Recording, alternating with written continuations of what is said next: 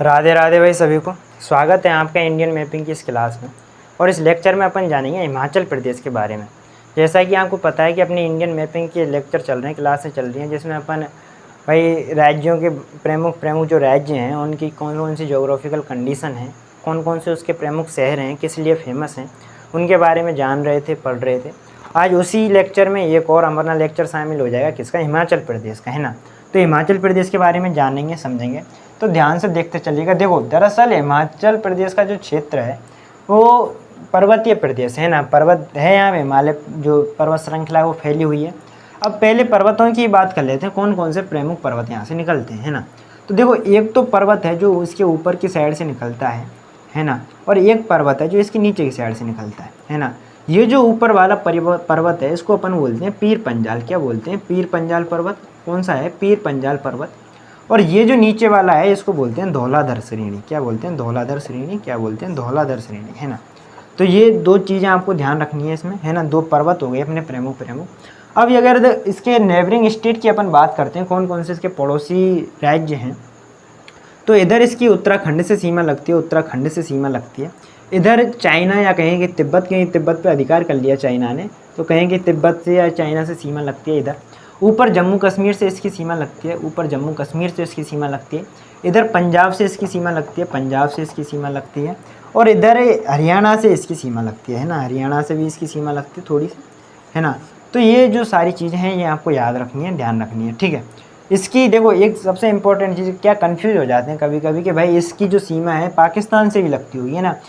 हिमाचल प्रदेश की सीमा पाकिस्तान से नहीं लगती है ना। तो ये बिल्कुल आपके दिमाग में क्लियर होनी चाहिए चीज़ कि नहीं लगती, है ना। दो प्रमुख श्रेणियाँ हैं इसकी। अब देखो, दो पर्वतों के बीच में जो घाटी पाई जाती है उसमें एक कौन सी घाटी है? ये कुल्लू है। यहाँ पर कौन सा शहर है? कुल्लू। जो कुल्लू घाटी है कौन कौन से पर्वतों के बीच पाई जाती है? तो धौलाधर श्रेणी है और एक पीर पंजाल श्रेणी है। तो इनके बीच में कौन सी श्रेणी पाई जाती है? कुल्लू श्रेणी पाई जाती है, ठीक है। अब देखो, पर्वतीय क्षेत्र है तो प्रमुख दर्रे भी मिलते होंगे, तो प्रमुख पास है इसमें ना। कौन कौन से हैं अपन उनके बारे में बात कर लेते हैं। देखो, एक यहाँ पर दर्रा है, एक यहाँ पर पास है। क्या नाम है? सिपकिला दर्रा। क्या नाम है? सिपकिला दर्रा। क्या नाम है? सिपकिला दर्रा। क्या नाम है? सिपकिला दर्रा।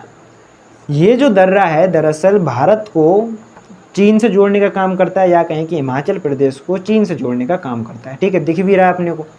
एक ऊपर की तरफ है ना, एक ऊपर की तरफ है। कौन सा? बड़ा लाचला दर्रा। कौन सा है? बड़ा लाचला दर्रा। कौन सा है? बड़ा लाचला दर्रा। अब ये जो बड़ा लाचला दर्रा है ये हिमाचल प्रदेश को ऊपर कौन सा है? जम्मू कश्मीर। तो जम्मू कश्मीर को जोड़ेगा, जम्मू को जोड़ेगा। तो हिमाचल प्रदेश को जम्मू से जोड़ने वाला दर्रा कौन सा है? बड़ा लाचला दर्रा है ना। एक इधर पास है, एक इधर दर्रा है। उस दर्रे का क्या नाम है? उस दर्रे का नाम है आपके रोहतांग पास। क्या नाम है? रोहतांग पास, रोहतांग दर्रा। अब आपसे पूछे भाई रोहतांग दर्रा किसको जोड़ता है? तो ये हिमाचल प्रदेश को पंजाब से जोड़ने का काम करता है। दिख भी रहा है आपको, पंजाब की सीमा लगती है इधर, इधर ही ये पास है। तो तीन प्रमुख इसके दर्रे हो गए, एक तो सिपकिला हो गया, बड़ा लाचला दर्रा हो गया और रोहतांग पास हो गया, है ना। तो ये सारी चीज़ें हैं जो आपको याद रखनी है। अब देखो, थोड़ी इसकी नदियों के बारे में बात करते हैं कि हिमाचल प्रदेश प्रमुख जो, अब अपन पंजाब की जो 5 प्रमुख नदियाँ हैं उनके बारे में बात करते हैं।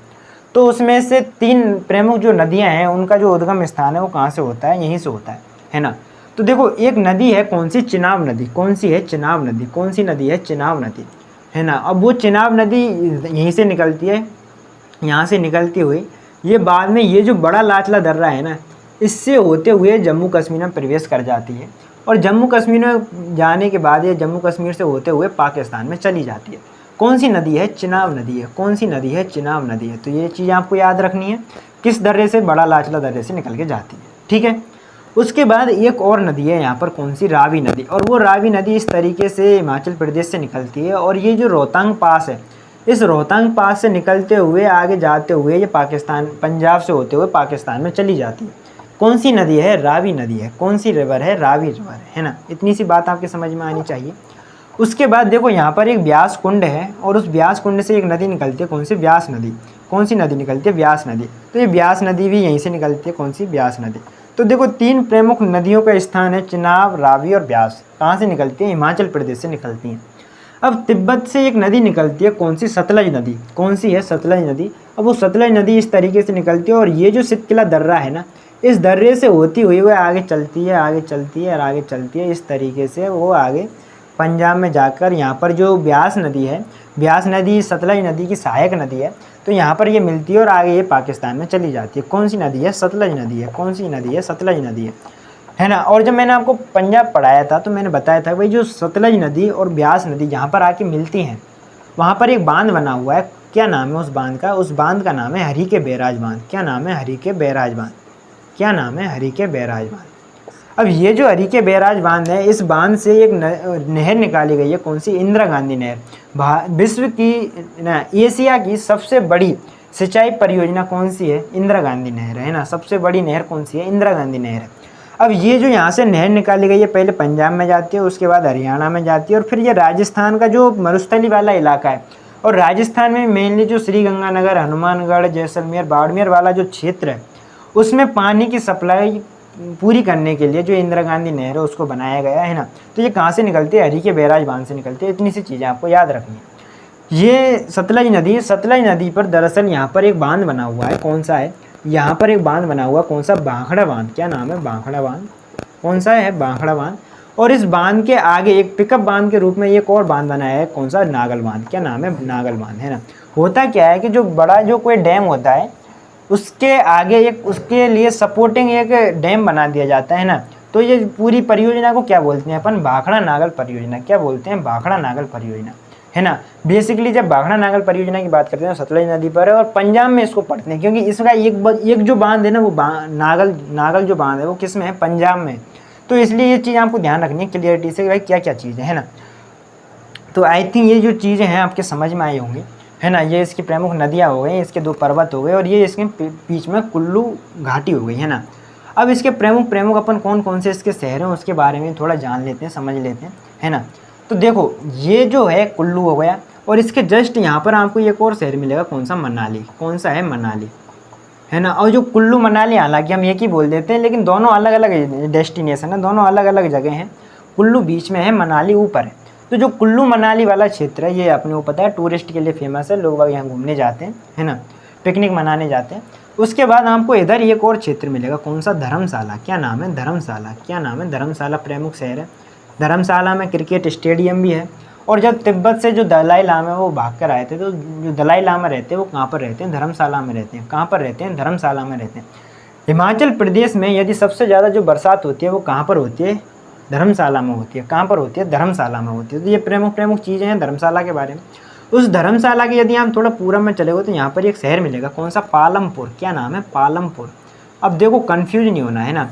पालमपुर जो शहर है वो कहाँ पर है? हिमाचल प्रदेश में। और जो पालनपुर है, कौन सा? पालनपुर है ना, पालनपुर। और ये जो पालनपुर क्षेत्र है ये कहाँ पर है? ये गुजरात में है ना। और देखो इसी प्रकार से जैसे मैंने आपको मुजफ्फरनगर और मुजफ्फरपुर बताया था कि भाई जो मुजफ्फरपुर है वो कहाँ पर है? बिहार में। लेकिन मुजफ्फरनगर कहाँ पर है? यूपी में। उसी प्रकार से जो पालनपुर है वो तो है गुजरात में और जो पालमपुर है वो कहाँ पर है? हिमाचल प्रदेश में। तो बिल्कुल कंफ्यूज नहीं होना है। और ये जो पालमपुर है इसे दरअसल हम टी सिटी के नाम से जानते हैं। किसके? टी सिटी के नाम से जानते हैं। टी सिटी के नाम से जानते हैं। और उत्तर भारत की यदि कहें कि चाय की राजधानी कौन सी है? पालमपुर है। कौन सी है? पालमपुर। उसके रूप में इसको जानते हैं ना।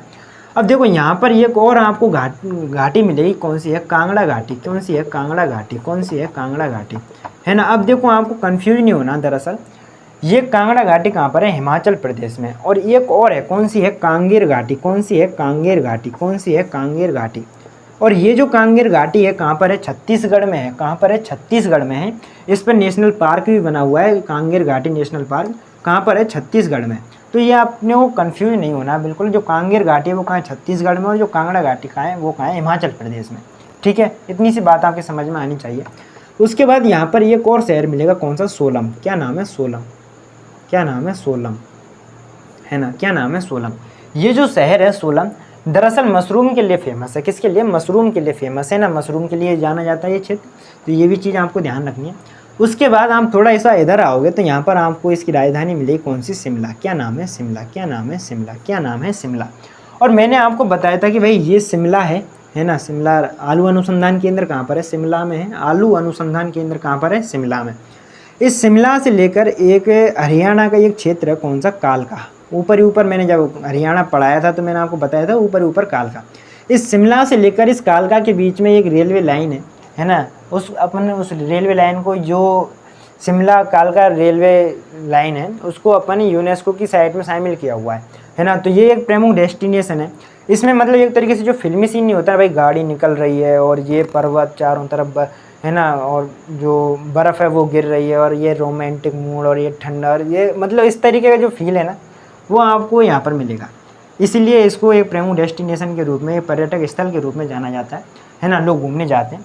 तो देखो ये जो है प्रमुख चीज़ें हैं हिमाचल प्रदेश के बारे में, है ना। तो आई थिंक ये छोटा सा प्रयास था हमारा कि भाई हिमाचल प्रदेश के बारे में बताया जाए, समझाया जाए, है ना। कौन कौन से प्रमुख शहर हैं, क्या क्या जोग्राफिकल कंडीशन है। तो एक छोटा सा प्रयास आपके समझ में आया होगा। आज के लिए इतना ही, धन्यवाद।